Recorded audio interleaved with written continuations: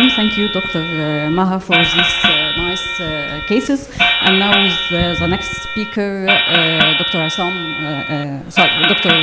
Aliaa Sheha, imaging of metabolic syndrome. What the radiologist needs to know. تفضلي دكتور علي. Good morning. I would like to thank the organizing committee for this great conference, and I would like to thank the chairpersons. I will start with talking about metabolic syndrome. Metabolic syndrome is a constellation of risk factors associated with atherosclerotic cardiovascular disease and type 2 diabetes. The National Cholesterol Education Program Panel 3 criteria are used. It is defined as abdominal obesity, or among the criteria are abdominal obesity with males waist circumference more than 102 and females more than 88, impaired glucose tolerance, which is fasting blood glucose more than 100 milligram per deciliter, hypertriglyceridemia more than 150, high density lipoprotein levels, which is less than 40 in males, less than 50 in females, high blood pressure, and at least 3 criteria are needed to fulfill the diagnosis. Among the risk factors of metabolic syndrome is smoking, sedentary life, and very important is the high carbohydrate diet. Increased risk of type 2 diabetes increases the risk of cardiovascular disease and all-cause mortality. Metabolic syndrome is associated with liver, renal impairment, neurological dysfunction, and malignancies, and the prevalence is now 20 to 25% of the adult population. We have to understand a very important concept to understand metabolic syndrome is the concept of insulin resistance. The insulin is a hormone produced by the beta cells of the pancreas, released in small amounts to transport glucose inside the cells. Insulin resistance refers to an impaired biological response to insulin stimulation. So insulin is there, but there is no response from the liver, muscle, and adipose tissues. This results in impaired glucose homeostasis and hyperinsulinemia, followed by hyperglycemia. In this diagram, you can see here the normal insulin metabolism, where the glucose enters the cells via these receptors, which are normally functioning, leading to normal blood sugar and normal intracellular glucose. In insulin resistance, these cells are not functioning, so glucose increases outside the cells, where the cell is starving inside with low glucose level. So insulin resistance is a cause of hyperglycemia, hypertension, dyslipidemia, visceral adipose tissue, hyperuricemia, and elevated inflammatory markers, as well as thrombotic states.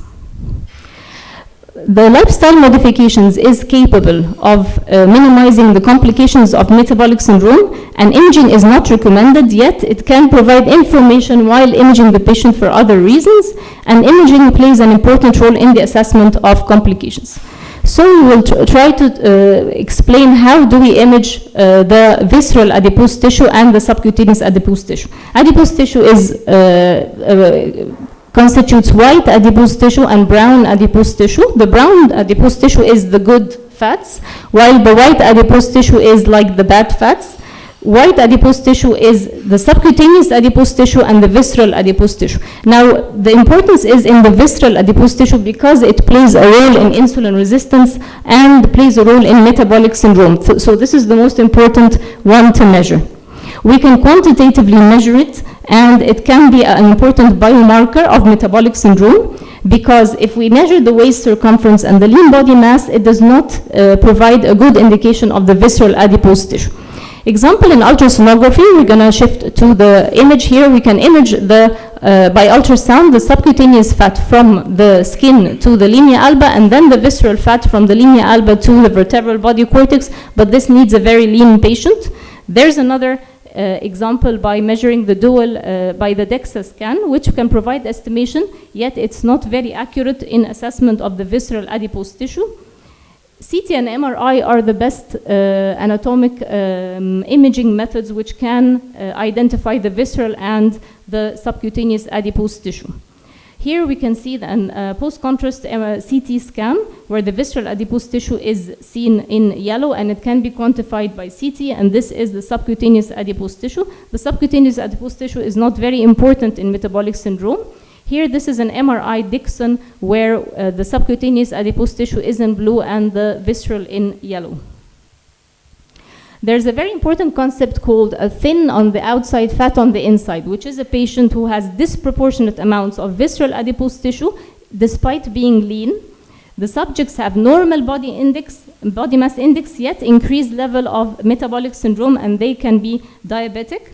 This phenotype is further refinement of a metabolically obese normal weight. And this explains why sometimes a patient is thin and still he's diabetic because of the amount of the visceral adipose tissue. Now, the subjects with TOFI have insulin resistance, have an atherogenic lipid profile and visceral adipose tissue, and they have also fatty liver. This is an example of the measurement of the fat by MRI, and these are both the same age, gender, and body mass index, yet the patient on the left has 5.8 liters of visceral fat, or total body fat, visceral plus subcutaneous, and this patient has 1.65 liters. Another example is these are all patients with the same waist circumference, yet here the visceral adipose tissue is very scanty, 0.5 liters, and in this patient the visceral adipose tissue is 4.3 liters, so this is the abundant amount of visceral adipose tissue responsible for the metabolic syndrome. So by MRI we can also detect the ectopic fat in the perirenal, the pericardic, perivascular, and intermuscular compartments. We will have an example here about the perirenal fat, which is limited by the Gerota fascia anteriorly and the Zuckerkander fascia, and this is the perirenal fat. This has an implication in metabolic syndrome and renal dysfunction in metabolic patients. This is the pararenal fascia, which is not a harmful fat, and this is the renal sinus fat. We have also the pericardial fat, and we can measure the epicardial fat and the paracardic fat. Also, the inflammatory fat, or the fat incorporated in metabolic syndrome, is here in the epicardial fat layer between the myocardium and between the pericardium. The paracardic fat is responsible for sometimes diastolic dysfunction. We also have the perivascular fat, which can be measured by CT scan and can be qualified. And we have the interskeletal muscle fat interspersed between the skeletal muscle groups, and it is also incorporated in the insulin resistance and type 2 diabetes and can be quantified by CT and by MRI. We have also the intramuscular fat, which is the intramyocellular lipids, also could be responsible for insulin resistance, and this can be quantified by CT, MRI, or by MR spectroscopy. However, the coverage by MR spectroscopy is limited, of course. We have also a marker which could be a marker of insulin sensitivity and can be incidentally seen during PET-CT scans. And we can see here that the high uptake of the muscles by the FDG PET here in the sternomastoid and the psoas muscles, these are also markers of metabolic syndrome and insulin resistance. Regarding target organ injury in metabolic syndrome, of course, first is the liver, the non-alcoholic fatty liver disease, which is steatosis in the liver more than 5%. And this ranges from non-alcoholic fatty liver to NASH, and then it progresses to fibrosis, cirrhosis, and it is the second most common cause nowadays for liver transplantation, and it is a fast-growing cause of HCC. And this can be measured by ultrasound. This is the ultrasound for hepatic steatosis. It's called the ultrasound-guided attenuation parameter, and it can quantify, and it has been correlated well with MRI. Another method to quantify liver fat is non-contrast CT, where the ratio between hepatic and splenic attenuation is less than 0.8, and it can be quantified with minus 10 Hounsfield unit difference is responsible for 10 to 20% steatosis. Of course, in MRI, this is the best method to quantify fat, and it has been linked well with liver biopsy, with the in and out of phase, as well as proton density fat fraction and MR spectroscopy. We can see here, this is the Dixon technique showing high signal intensity in the liver and then drop of signal on out of phase images, lower than that of the spleen. Another way to quantify fat is by the proton density fat fraction, where we put 4 regions of interests away from the vessels and away from the periphery of the liver, and then we can grade the steatosis. It is a very simple sequence, takes about 3 or 4 minutes, and here it's 33%. And the MR spectroscopy, where the problem with MR spectroscopy is the motion artifacts and also the operator dependence. But it can be very comparable with proton density fat fraction and also with liver biopsies. So non-alcoholic fatty liver proceeds to NASH and followed by liver fibrosis, which can be quantified by MR elastography. And here we can see the stage 4 cirrhosis here with the KPE value of 7.9 to indicate liver fibrosis. Another entity is non-alcoholic fatty pancreas disease, which is associated with metabolic syndrome. This shows predominantly increased adipocytes between the glandular elements, not intracellular. It coexists up to 80% with patients with NASH, and it produces beta cell lipotoxicity, which is responsible for insulin resistance. Due to the high degree of association between the visceral adipose tissue and non-alcoholic fatty pancreas is an indirect biomarker for metabolic syndrome, and it could be associated with pancreatic adenocarcinoma. We can see here by grayscale ultrasound, this is the echogenic pancreas, but it couldn't be quantified. Yet by CT, you can see here the Hounsfield unit less than the spleen, so this is a fatty pancreas, and with MRI, it could be quantified by in and out of phase imaging. The kidney is associated with metabolic syndrome due to increased risk of chronic kidney disease and end-stage renal failure. Also, metabolic syndrome is associated with calcium oxalate or uric acid stones. Ultrasound can image the renal disease late with increased echogenicity, Doppler, as well as technetium mag3, and we have also the non-contrast CT and the advanced MRI techniques, which are the bold imaging and T1 mapping, which are still have limited use. And this is an example of renal parenchymal disease with ultrasonography. In the gastrointestinal system, obesity is a risk factor for hiatus hernia, gastroesophageal reflux, Barrett's esophagus. It is associated with inflammatory bowel disease and peptic ulcer disease. And during the imaging for other causes, we can see the submucosal fat deposition on CT and on out-of-phase images in the gastrointestinal tract. And we can see here in this CT, this is the submucosal fat deposition. And in out-of-phase images, this is the lack of drop-off signal on out-of-phase. This can also have other differential diagnosis, which is steroid or chemotherapy. In gynecological conditions, insulin resistance is associated with PCOS, and the prevalence is about 43%. It has been associated obesity with endometrial, cervical, ovarian, and breast cancer. And here's an example of the PCOS by MRI with high volume and peripherally located follicles.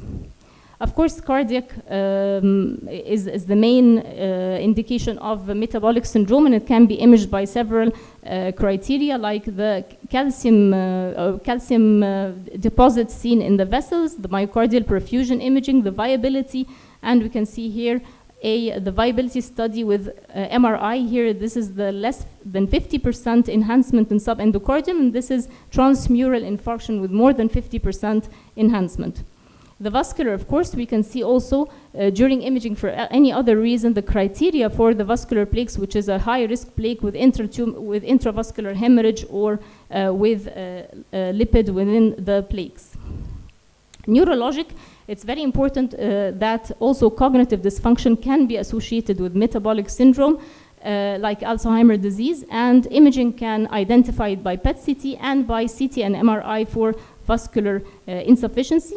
And here is an imaging of a cognitive decline in a patient with PET-CT in the top row, and this is the normal control. In artificial intelligence, they can also fully automated segmentation of CT images. They compute the skeletal muscle, the VAT and the SAT, the pancreatic fat with very good accuracy. Also the abdominal aortic calcifications, which are correlated with coronary artery disease and segmentation of liver fat. So the take-home message is that metabolic syndrome is a common entity with causes and risk factors apparent at routine imaging. A multimodality approach offers comprehensive evaluation of its adverse effects. Imaging can provide many useful biomarkers to potentially monitor effects of therapy. And we invite you all to assist us in our thesis done by Rowan Ahmed and quantify the liver, the pancreatic fat, the skeletal muscle, and the visceral fat totally free of charge by MRI. Thank you. بشكر دكتورة عليا. أولا thank you for respecting the time ده نمبر واحد. وطبعا الكونتنتس. دكتور عصام حافظ.